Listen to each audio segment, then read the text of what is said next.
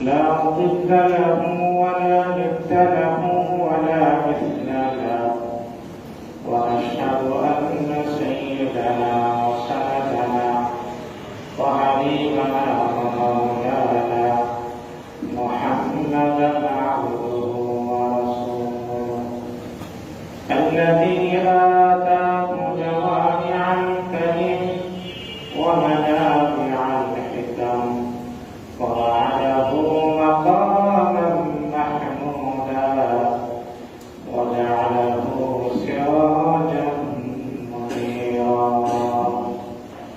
أما بعد فأعوذ بالله من الشيطان الرجيم.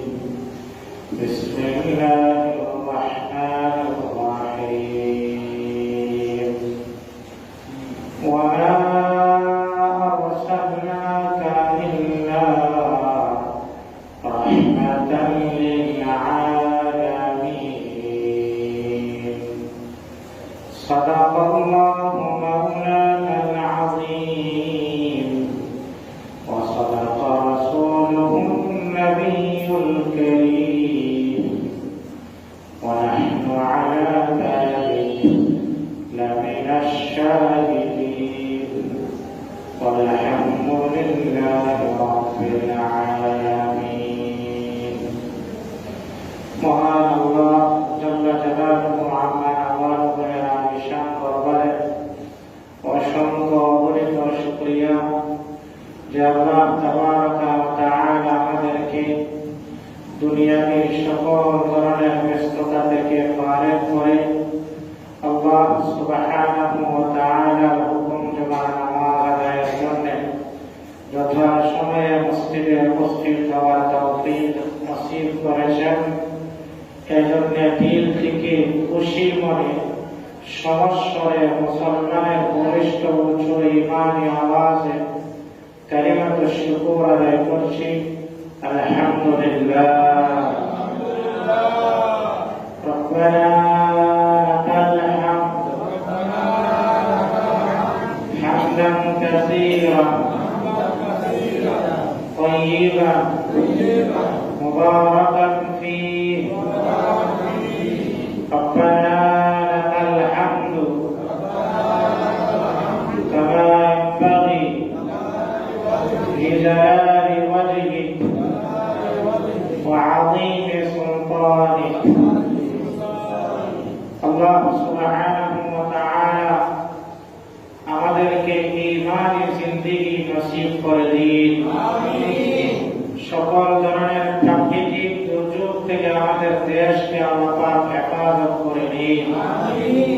গোটা বিশ্বের নির্যাতিত মুসলমানদেরকে আল্লাহ পাক গায়বী নুসরত দান করে দিন। মৃত সকল মুসলমানদেরকে আল্লাহ পাক মাফ করে দিন। আমরা নবী আকরাম সাল্লাল্লাহু আলাইহি ওয়াসাল্লামের জীবন ইতিহাস ধারাবাহিকভাবে আলোচনা শুনতেছিলাম।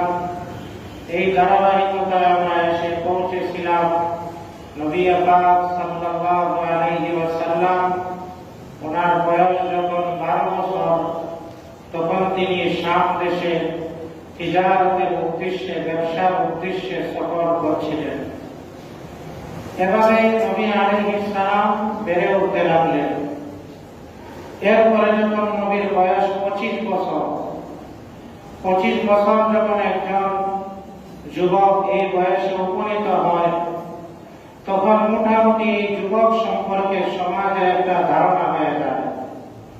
ভালো মন্দ পরিচিতি, বন্ধু বান্ধব, আত্মীয় স্বজনের কাছে পরিচয় ইত্যাদি সমাজের মানুষ এই 25 বছর 20 বছর উপনীত হয়ে গেলে তাকে সকলেই চিনতে পারে। এই লোকের বাড়ি কোথায়, গ্রামের বাড়ি, আশপাশের লোকজন তাকে চিনতে পারে, কার ছেলে সে, কার মেয়ে সে। এইরকম একটি ধারণা মানুষের মধ্যে তৈরি হয়ে যায়। সকলেই চিনতে পারে এই লোকটা অপরিচিত কেউ না, আমাদের এই সমাজের একজন মেম্বার। আবার এই বয়সে উপনীত হলে এই মানুষটা যদি চারিত্রিক দিকে ভালো হয় তার আলোচনা সকল ঘরে ঘরে হয়। যেমনটি নবী আলাইহিস সালামের বয়স যখন 25 বছর, তখন নবীজির পবিত্র চরিত্র সম্পর্কে আলোচনা হইতে লাগলো মক্কার ঘরে ঘরে। কারণ নবী আলাইহিস সালাম যে সমাজে বেড়ে উঠেছেন, এটা সম্পূর্ণ একটি প্রতিকূল পরিবেশে তিনি বেড়ে উঠেছেন। সেই সমাজে লুটতরাজ, মারামারি, কাটাকাটি, রাহাজারি, দ্বন্দ্ব, কলহ, বিদ্রোহ সামাজিক একটা কালচারে পরিণত হয়ে গিয়েছে। এই সমাজের একজন মানুষ যদি ব্যতিক্রম ধর্মী হন, স্বাভাবিকভাবে মানুষের কাছে তিনি আলোচিত হবেন এবং এটা যেন উপরে পর্দা ফুলের মতো। সেই সমাজে নবীজির বেড়ে ওঠা এমন ছিল যেন উপরের মধ্যে পর্দা ফুল। নবী আলাইহিস সালামের আলোচনা সর্বত্রে মানুষরা করতে লাগলো যে আব্দুল্লাহ ছেলে মুহাম্মদ আমাদের চেয়ে একটু ব্যতিক্রম ধর্মী, আমাদের সমাজের স্রোতের চেয়ে একটু বিপরীত স্রোতে সে দাঁড়িয়ে আছে, অথচ আমাদের সাথেই থাকে। কিন্তু তার আখলাক, তার চালচলন, তার বলন, তার চলন, তার মুআমালা, তার মুআশারা সম্পূর্ণ আমাদের থেকে একটু পৃথক। আমরা যেভাবে একে অপরকে ধোঁকা দিই, প্রতারণা করি, আরেকজনেরটা মেরে খাই, আত্মসাৎ করি, এই সবগুলো থেকে পাক এবং পবিত্র হলো মুহাম্মদ সাল্লাল্লাহু আলাইহি ওয়াসাল্লাম। এই আলোচনা তদানীন্তন সময়ের মক্কার ধনাঢ্যবান মহিলা, সম্ভ্রান্ত ফ্যামিলির মহিলা খাদিজাতুল কুবরা রাদিয়াল্লাহু আনহা, উনিও এই আলোচনা শুনেছেন। উনি ছিলেন মক্কার এক ধনবান মহিলা, বিজনেসম্যান, এবং আন্তর্জাতিক পর্যায়ে ওনার বিজনেস বিস্তৃত ছিল। লোকাল ব্যবসায়ী তিনি ছিলেন না। ওনার ব্যবসার মালামাল শুধু শাম দেশ পর্যন্ত, যেটা বর্তমান ফিলিস্তিন, ইসরায়েল এবং মিশর সহ এই সমস্ত দেশগুলোতে ওনার বাণিজ্যিক মালামাল যাইত। তিনি তো আর যাইতেন না অন্যের মাধ্যমে, তিনি এগুলো পাঠাতেন। তিনি শুধু এই ব্যবসার মালিক, আর কিছু নন। তিনি এই সমস্ত বাণিজ্যিক কাফেলার সঙ্গে যাইতেন না, মানুষের কাছে তিনি সুপুর্দ করে দিতেন ওনার মালামাল। মানুষেরা ব্যবসা বাণিজ্য করে ওনার কাছে এসে মালামাল বুঝাই দিত। যেইভাবে ওই মানুষের সঙ্গে উনি চুক্তি করেছেন লভ্যাংশের, সেই অনুপাতে তিনি লাভ দিয়ে দিতেন। এমন অবস্থায় তিনি সংবাদ পাইলেন মক্কার মুহাম্মদ নামের চরিত্রবান এক যুবক রয়েছে, তার বিশ্বস্ততা, তার আমানতদারি সকলের ঊর্ধ্বে, এবং মানুষেরা তার বিশ্বস্ততার কারণে, চারিত্রিক এই বৈশিষ্ট্যের কারণে মক্কার মানুষেরা এই যুবককে আল আমিন উপাধি দিয়েছে, অর্থাৎ অতি বিশ্বাসী এবং বিশ্বস্ত আস্থাবান একজন ব্যক্তি। আল আমিন মানে বিশ্বস্ত, আস্থাবান। খাদিজাতুল কুবরা রাদিয়াল্লাহু আনহা তিনি ভাবলেন, এই বিশ্বস্ত ব্যক্তির হাতে যদি আমি আমার মালামাল সুপুর্দ করি, তাহলে অতীতে যাদের কাছ থেকে আমি স্বচ্ছ হিসাব কিতাব পাই না, হিসাব কিতাবের নয় ছয় আছে কিনা বলে। খাদিজাতুল কুবরা তো বলবান শিল্পপতি মহিলা, টাকা পয়সা দেওয়া দিতেন, হিসাব কিতাব বুঝাইয়া দিত, কিন্তু তিনি সন্তুষ্ট হতে পারতেন। তিনি ভাবলেন যে আমি একজন সৎ মানুষের কাছে আমার বাণিজ্যিক এই দায়িত্বটা দেই, একজন ম্যানেজার বানাই সৎ একজন মানুষকে। রাসূল আকরাম সাল্লাল্লাহু আলাইহি ওয়াসাল্লামের বয়স তখন 25 বছর। তিনি রাসূলের কাছে প্রস্তাব পাঠালেন। রাসূল ওনার চাচা আবু তালেবের তত্ত্বাবধানে তখন আছেন। নবীর জিন্দেগির 63 বছর জিন্দেগি, তিনি 42 বছর পর্যন্ত আবু তালেবের অধীনে তত্ত্বাবধানে ছিলেন। 8 বছর থেকে আবু তালেবের তত্ত্বাবধান শুরু হয়ে গিয়েছিল।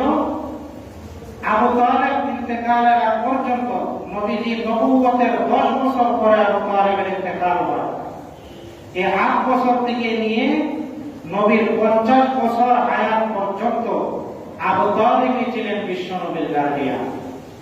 নবুয়তের আগেও, নবী হওয়ার পরেও। আবু তালেবের আর্থিক অবস্থা তেমন খুব বেশি ভালো ছিল না। আবু তালেবের বাবার নাম আব্দুল মুত্তালিব, নবীজির দাদা। ইন্তেকালের আগে ওনার ছেলে ছিল 10 জন।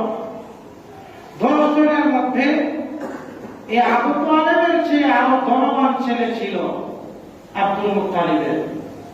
কাহার হাতে নবীজিকে সুপুর্দ করে যান নাই নবীজির দাদা আব্দুল মুত্তালিব, বরং যেটা গরিব আবু তালেব তাকে থেকে বললেন, আমি তোমার কাছে আমার নাতিকে সুপুর্দ করে গেলাম, তুমি তাকে দেখাশোনা করবে। অথচ এই আব্দুল মুত্তালিবের আরো ধনবান সম্পদওয়ালা ছেলে ছিল, আবু তালেবের চেয়ে বেশি সম্পদওয়ালা ছিল। কারণ তিনি ভাবলেন সম্পদ শুধু থাকলেই তত্ত্বাবধায়ক ভালো হয়, মনের দরকার আছে কিনা। মন যদি ভালো থাকে, সম্পদ কম থাকলেও মনের আদর দ্বারা, মহব্বত দ্বারা, ভালোবাসা দ্বারা বাকিটা পুষায় নেওয়া যায়, ঠিক কিনা। ধন সম্পদওয়ালা ছেলেদের হাতে দিলেন না, গরিব এক ছেলের হাতে তুলে দিলেন নবীজিকে। নবীজি গরিব ছেলে আব্দুল মুত্তালিবের আবু তালেবের কাছে লালিত পালিত হলেন। যেহেতু আর্থিক অবস্থা খুব বেশি ভালো না, সেই হিসাবে নবীর কাছে একটা প্রস্তাব এসেছে ধনবান এক মহিলা ব্যবসার ম্যানেজার হওয়ার জন্য। নবী আলাইহিস সালাম ওনার চাচা আবু তালেবের সাথে পরামর্শ করলেন। আবু তালেব বললেন, দেখো ভাতিজা, তোমার যদি স্বাচ্ছন্দ্য বোধ করো, আমি তোমাকে চাপ দিব না, তাহলে আমার কোনো বাধা নাই। তুমি যদি করতে পারো, আমার কোনো বাধা নাই। আর তুমি এটা না করলেও আমি যে তোমার লালন পালনের দায়িত্ব নিচ্ছি বা আমার ঘরে থাকছ, আমার যে কষ্ট হবে তোমাকে বাধ্য করবো কাজ করতে, এমন আমি নই। নবী আলাইহিস সালাম আবু তালেবের কাছ থেকে তিনি সম্মতি পেয়ে খাদিজাতুল কুবরা রাদিয়াল্লাহু আনহা ওনার ব্যবসার ম্যানেজার হলেন, শিল্পপতি মহিলা। হযরতে খাদিজাতুল কুবরা বিশ্ব নবীকে ডেকে বললেন, আপনি যদি আমার ব্যবসার দায়িত্ব নিতে পারেন, সুদূর শাম দেশে যদি আমার এই বাণিজ্যিক পণ্যগুলো নিয়ে যেতে পারেন, প্রোডাক্টগুলো নিয়ে যেতে পারেন, অন্য ম্যানেজারদের সঙ্গে আমার যেমন চুক্তি হয়েছে, তাদেরকে আমি যে পরিমাণ অর্থ করে দিয়েছি ব্যবসা করার পর, আমি অগ্রিম আপনাকে বললাম তাদের চেয়ে ডবল আপনাকে আমি দিব। ব্যবসা এটা কি হয়ে গেছে না হওয়ার আগেই কথা?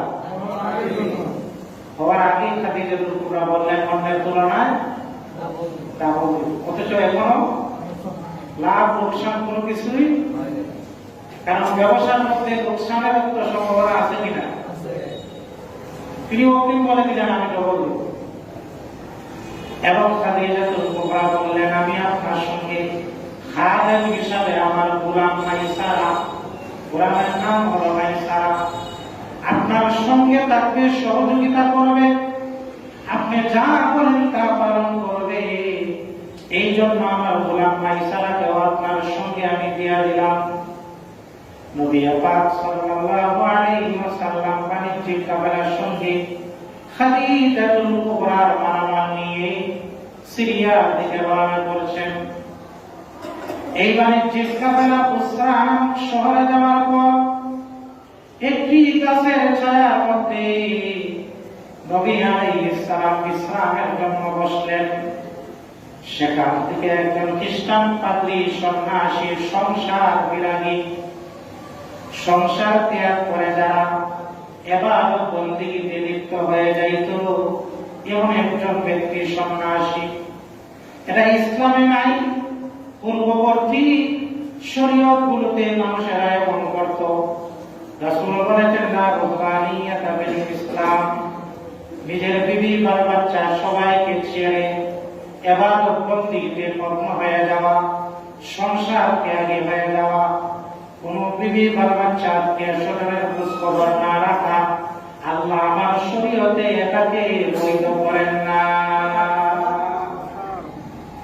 বরং আমার শরীয়তে আল্লাহ এটা বৈধ করে দিয়েছেন, তুমি বিয়া শাদী করবা, সন্তান দিকে নিয়ে থাকবা, হাসি খুশি হাস্যোজ্জ্বল চেহারা নিয়ে থাকবা, আত্মীয় স্বজনের খোঁজ খবর রাখবা, পাড়া প্রতিবেশীর দুঃখে সুখে সমবেদনা জ্ঞাপন করবা।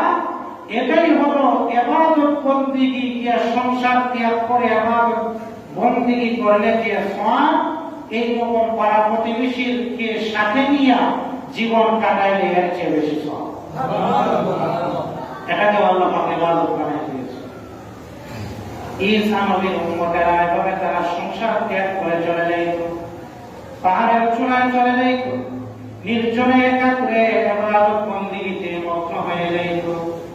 এইরকম একজন সন্ন্যাসী এসে রাসূলকে দেখে বললেন, হুয়া হুয়া হুয়া নবিয়্যুন হুয়া আখিরুল আম্বিয়া, তিনি হলেন আখিরি নবী, তিনি হলেন আখিরি জামানার সমস্ত নবীগণের নবী, তিনি হলেন আখিরি নবী। এই সুসংবাদ পেলাম এবং বলল, ঈসা নবীর পরে এই গাছের ছায়ায় আর কোন নবী আজ পর্যন্ত বিশ্রাম নেন নাই।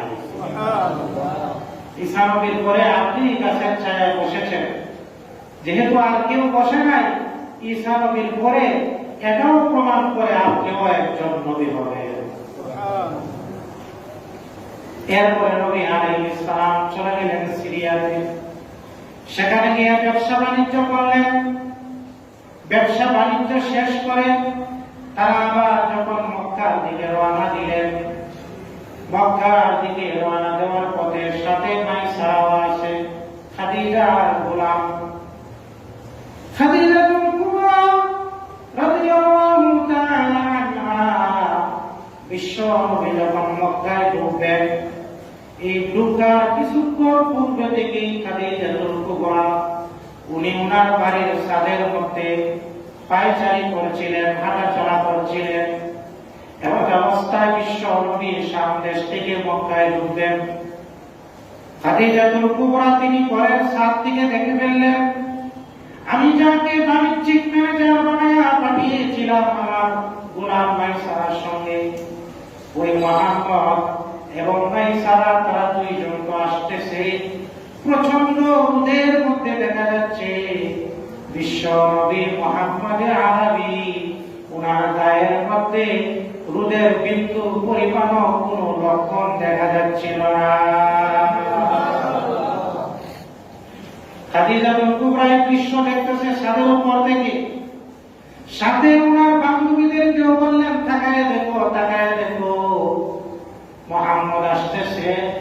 তার সঙ্গে উপরে কে জানি ছায়া দিয়ে মুহাম্মদের সঙ্গে হেঁটে হেঁটে চলতেছে। নবী পাক যখন মরুভূমির প্রচন্ড রোদের মধ্যে হাঁটতেন, আসমানের মেঘমালা নবীজিকে ছায়া দিত।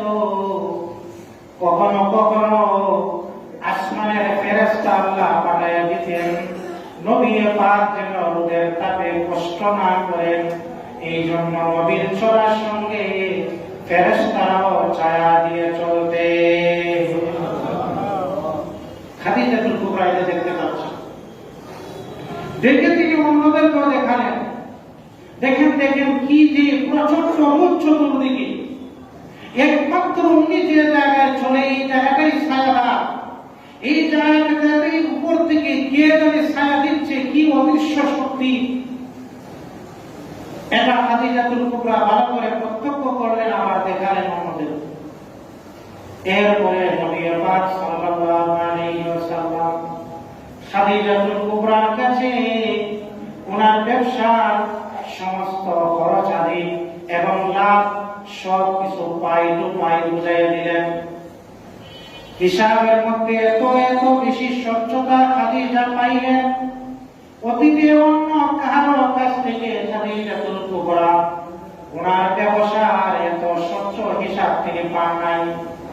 এই স্বচ্ছ হিসাব পেয়েও খাদিজাতুল কুবরা কুবরা, যার পর নাই তিনি অভিভূত হলেন এবং খাদিজাতুল কুবরা হিসাব কষে দেখলেন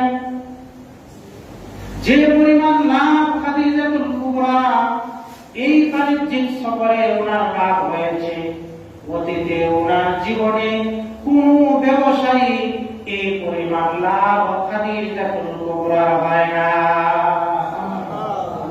এটা কার বরকত? এই বরকতটা নবী পাক সাল্লাল্লাহু আলাইহি ওয়াসাল্লাম। খাদিজাতুল কুবরা শুরুতে বলেছিলেন, আমি আপনাকে অন্যদের তুলনায় কি পরিমাণ দেব? এখন খাদিজাতুল কুবরা 2 গুণ তো বলেছিলেন, আরো অনেক গুণ বাড়ায় নবীজিকে দিয়া দিলেন। সুবহানাল্লাহ। খুশি ভাই যে স্বচ্ছ হিসাব তিনি পেয়েছেন, হিসাবের স্বচ্ছতা এটা মানুষের ভাগ্যের পরিবর্তন করে দেয়। মানুষেরা তো ভুল বুঝে, আরেকজনের হিসাবে 6-9 কষে বেশি দিন কিন্তু ওই ব্যক্তির অধীনে টাকা যায়। আর যদি স্বচ্ছ হিসাব কষে দেওয়া যায়, এই ব্যক্তি যেভাবে 6-9 করে যতটুকু না কামাই করেছে, ভালো করে হিসাব বুঝাইয়া দিলে মালিক এর চেয়ে বেশি দিয়ে পুষাইয়া দেয়। ঠিক কিনা? আবার ওনার কাছে আস্থাভাজন হওয়া যায়। পুষাইয়া না দিলেও আস্থার জায়গা একজনের দিলে দখল করা, এর চেয়ে বড় ক্রেডিট আর হতে পারে? আস্থার জায়গা তো বড় জায়গা, আস্থাভাজন হতে পারা, এটা হলো একজনের দিলের জায়গায় আমাকে বসায়া দেওয়া। এই ব্যক্তির দিলে সে ব্যক্তিও আছে, আপনিও বসে গেলেন ওই ব্যক্তির দিলে। দিল যতদিন থাকবে সে আপনাকে মাইনাস করতে পারবে। সুতরাং সর্বক্ষেত্রে স্বচ্ছতার দরকার আছে কিনা বলুন? স্বচ্ছতার কি যে ফলাফল এখনই আপনারা শুনবেন। নবীর হিসাবের স্বচ্ছতা দেখে খাদিজাতুল কুবরা তো আশ্চর্য হলেন। সাথে যে মাইসারা গোলামকে দিয়েছিলেন তাকে জিজ্ঞাসা করলেন, তোমাদের এই বাণিজ্যিক সফরে এই যে উনি এত লাভ করলেন, কিভাবে উনি ব্যবসা বাণিজ্য করলেন? মাইসারা যখন পুরা ঘটনা খুলে বললেন এবং ওই যে পাত্রী সংসার বিরাগী পাত্রীও ভবিষ্যৎবাণী করেছিল, তিনি আখিরি জামানার নবী, চলার পথে মরুভূমিতে যে বিশ্ব নবীকে ছায়া দিত অদৃশ্য মেঘমালা, সেটাও মাইসারা বর্ণনা করলেন। আর সেটা তো খাদিজাতুল কুবরা নিজেও দেখেছেন। সব কিছু সার্বিক অবস্থা খাদিজাতুল কুবরা এই সব কিছু জানার পর, বুঝার পর নবীর প্রতি খাদিজাতুল কুবরা রাদিয়াল্লাহু তাআলা আনহা এক ধরনের দুর্বলতা তৈরি হয়েছে। আর হিসাবের স্বচ্ছতা তো তিনি পাইলেন। খাদিজাতুল কুবরা রাদিয়াল্লাহু তাআলা আনহা ইতিপূর্বে ওনার 2টি বিবাহ হয়েছে। খাদিজাতুল কুবরা যেভাবে ধনবান, ধনবান এটা ওনার ডিগ্রি না। ধনবান যে তাকে তো মানুষ ধনবান বলবেই, ধন না থাকলে কিন্তু এই লোকটাকে আর ধনবান বলবে না, ধনাঢ্য বলবে না, ধনী বলবে না। যতদিন ধন থাকে, যতদিন পর্যন্ত আপনার কাছে ধন থাকবে, ততদিন আপনি ধনবান থাকবেন। ধন যখন থাকবে না, আপনার এই টাইটেল থাকবে। খাদিজাতুল কুবরা রাদিয়াল্লাহু তাআলা আনহার একটা ডিগ্রি মানুষেরা দিয়েছিল, টাইটেল দিয়েছিল। সেই জাহিলি জামানায় মানুষেরা বলেছিল তাহেরা, খাদিজা আত-তাহেরা। তাহেরা অর্থ হল পাক, পবিত্র, স্বচ্ছ চরিত্রবান মহিলা। ধর্ম আছে, আবার চারিত্রিক সার্টিফিকেট আছে। এর চেয়ে বড় ধন আর হতে পারে? খাদিজাতুল কুবরার 2টি আছে। ইতিপূর্বে ওনার 2টি বিবাহ হয়েছে। এই বিবাহগুলো কিন্তু আপনারা ভাববেন না আমাদের দেশের পরিমণি আর তমকমণির মতো। কথা বুঝেন নাই? অমুক আর অমুকমণি আর তমকমণির পেপার খুললেই দেখা যায় অমুক মনি আর তমুক মনি, সাংবাদিকদের কাছে আর মনে হয় কোন সম্পাদী নেই। কথা বলেন না? আমি তা বললাম বাংলাদেশের আর কোন খবরের দরকার আছে কিনা? সব সম্পদ রাইকে এই যে খবর একটা চলতেছে চলতেছে তো চলতেছে, কোথায় বিয়া করেছে, কার সঙ্গে ছবি উঠাইছে, কোথায় সফর করেছে, কোথায় গিয়ে সেলফি উঠাইছে, সকালে কি নাস্তা খেয়েছে, কোন হাসপাতালে বেরিয়ে শুয়ে আছে, এত বিস্তারিত বলার আর কি গুরুত্বপূর্ণ লোক বাংলাদেশে নাই? প্রধানমন্ত্রীর চেয়ে গুরুত্বপূর্ণ? প্রধানমন্ত্রীর সকালের নাস্তার খবর তো আসে না। কথা বলেন না? আর এইগুলো পাঠক সমাজ পরে তারাও ভাবে আমরা পাঠককে ধরে রাখি এমন ভাবে। খাদিজাতুল কুবরা পূর্বের দুটি বিয়া শিল্পপতি হওয়ার কারণে কেউ ভাবতে পারে হয়তো বা অমুক মনি তমুক মনির মতো না। আর কিতাবের মধ্যে রেখে খাদিজাতুল কুবরা সেই সময়ের মক্কার বিশ্ব সুন্দরী মহিলা ছিলেন। সৌন্দর্যের কি নাই? কমতি নাই। আবার রাসূল বলেন মা বাগাত ইমরাতুন নাবিয়্যিন কাত্তু, কোন নবীর স্ত্রী হওয়ার আগে স্ত্রী হওয়ার পরে তো কল্পনাই করা যায় না কোন ধরনের ব্যভিচারে কোনদিন লিপ্ত হন নাই। সুবহানাল্লাহ। লূত আলাইহিস সালামের স্ত্রী ছিলেন কাফেরা। তাফসীরে মাআরিফুল কোরআনের মধ্যে আল্লামা শফী রাহমাতুল্লাহি আলাইহি লেখেন লূত আলাইহিস সালামের স্ত্রী কাফেরা, এরপরও কোন নবীর স্ত্রী কোন ধরনের ব্যভিচারে লিপ্ত হয় নাই। লূত আলাইহিস সালামের কাফেরা স্ত্রীও নবীজির এই কথার অন্তর্ভুক্ত কোন ধরনের ব্যভিচারে লিপ্ত হন নাই। এদিকে ছিলেন তারা পাক ও পবিত্র। খাদিজাতুল কুবরা একদিক দিয়ে বিশ্ব সুন্দরী, আর একদিক দিয়ে ধর্মা, আর একদিক দিয়ে তাহেরা পাক পবিত্র সচ্চরিত্র একজন মহিলা। এত সব ডিগ্রি পৃথিবীর বর্তমান যারা আছে তাদের মধ্যে খুঁজে পাওয়াটা খুবই দুষ্কর, ঠিক কিনা? খাদিজাতুল কুবরার পূর্বের দুইজন স্বামী ইন্তেকাল করেছেন। ডিভোর্সের মহিলা নাকি ইন্তেকাল করেছেন দুইজন স্বামী। প্রথম স্বামীরও সন্তান আছে দুইজন, দ্বিতীয় স্বামীরও সন্তান আছে দুইজন। খাদিজাতুল কুবরা এত মন ভাঙ্গা, মনে মনে তিনি সম্পর্ক করেছেন জীবনে আর কোনো বিয়ে করব না। কিন্তু এখন যে অবস্থায় তিনি উপনীত হয়েছেন, যে যুবকের সচ্চরিত্র অবস্থা, ব্যবসায়িক স্বচ্ছতা, মরুভূমিতে চলার পথে ছায়া দান করা, ভবিষ্যতের নবী হওয়ার সুসংবাদ পাত্রীর কাছ থেকে পাওয়া, এটা সব মিলিয়ে খাদিজাতুল কুবরা রাদিয়াল্লাহু তাআলা আনহা মনে মনে ভাবতেছে, আরে এমন একটা মানুষকে যদি আমার জীবন সঙ্গী বানাতে পারতাম, আমার জীবনটা সফল হতো, আমার জীবনটা সার্থক হতো, আমি সৌভাগ্যবান হতাম। কিন্তু এই কথাগুলি বলবেন কার কাছে? বিশ্বনবীর এই চারিত্রিক অবস্থা এবং বিশালের স্বচ্ছতা দেখে খাদিজাতুল কুবরা রাদিয়াল্লাহু তাআলা আনহা অভিভূত হয়েছেন। আচ্ছা দেখুন, যিনি বিবাহ বসবেন তিনি আকৃষ্ট হচ্ছেন কিসের জন্য? তিনি জানেন এই যুবক মুহাম্মদের কোন ধন সম্পদ জানেন কিনা? জানেন তো, ভালো করে জানেন। এরপর তিনি তাকে কেন গ্রহণ করতেছেন? তার ধন সম্পদের জন্য না, তার ব্যক্তিত্বের কারণে তাকে গ্রহণ করতেছেন, তার চরিত্রের কারণে, তার আখলাকের কারণে তাকে তিনি গ্রহণ করতেছেন। আজকের সমাজে মেয়ের গার্ডিয়ানরা যে বর দেখতে যায়, জামাই দেখতে যায়, জামাইয়ের প্রথম পরিচয় জানতে চায়, কি চাকরি করে, ঠিক কিনা? তার ক্যারিয়ারটা কি, ঠিক কিনা? চাকরির যদি কোন ধরনের খোঁজখবর না পায়, গার্ডিয়ান বলে এখানে বিয়ার আলোচনা দূরের কথা, রিটার্ন ফিরে যেতে হবে, বাকি আলোচনা করে। ছেলের কি পরিমাণ গাড়ি আছে কিনা, বাড়ি আছে কিনা, সরকারি উচ্চ পদস্থ কর্মকর্তা কিনা, এরপরে ছেলের কাছে বিবাহ দেয়।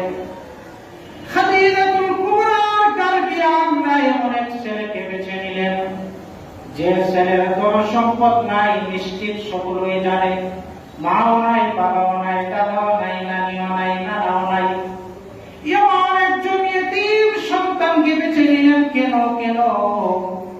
জানে কোনো সম্পদ আজ আছে, কাল নাও থাকতে পারে, আজকে থাকলে কালকে নাও থাকতে পারে, আবার আজকে না থাকলে কালকে হতেও পারে।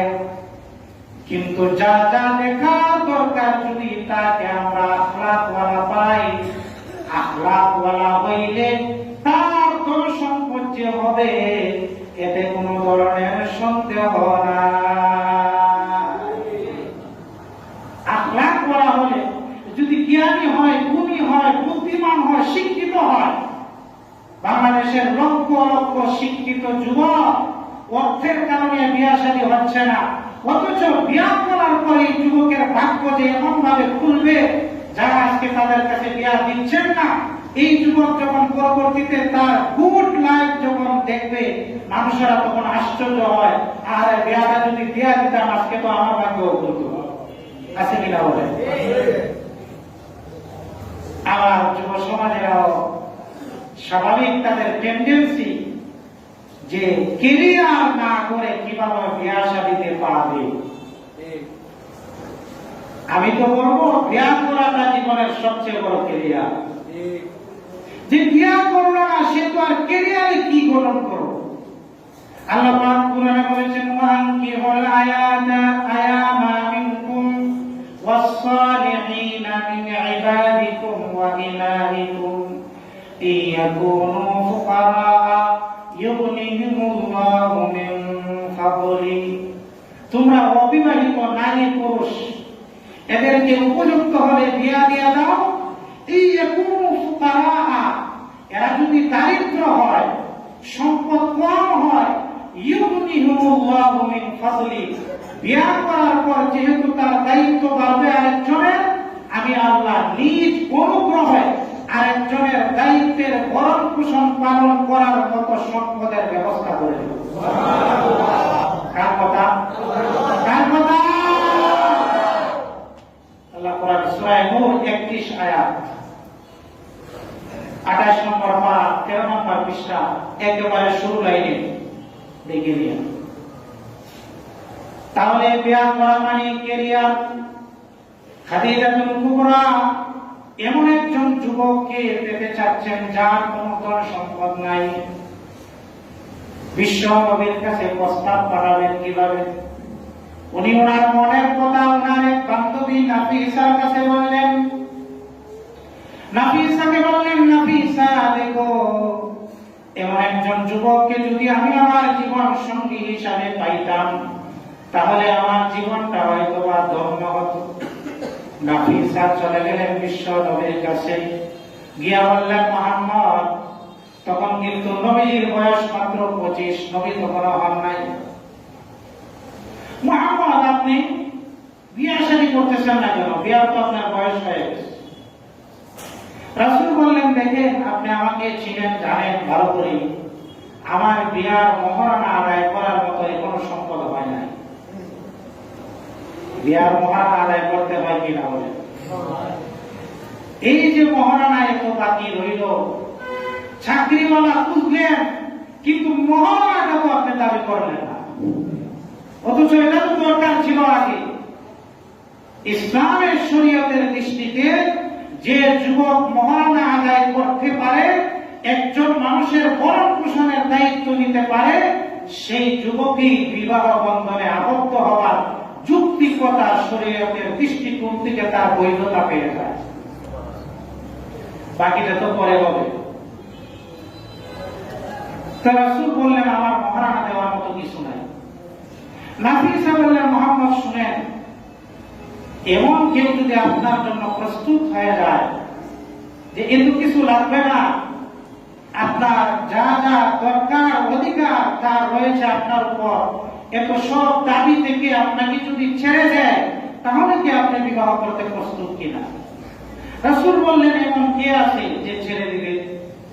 নাফিসা তখন বললেন, খাদিজাতুল কুবরা রাদিয়াল্লাহু তাআলা আনহা, উনি যদি আপনার স্ত্রী হতে চান তাহলে আপনি কি রাজি? রাসূল বললেন, আমি আমার চাচা আবু তালেবের সঙ্গে পরামর্শ করি। পরামর্শ করার দরকার আছে কিনা? আজকাল অনেকেই বিয়া শাদী করে, বাবা জানে না। কয়েকদিন আগে এক যুবক আমাকে রাস্তায় একটা কথা আছে, আমি বললাম কি কথা? মা বাবাকে না জানে যদি বিয়া দেয়, সাইডে সমস্যা আছে। আমি বললাম,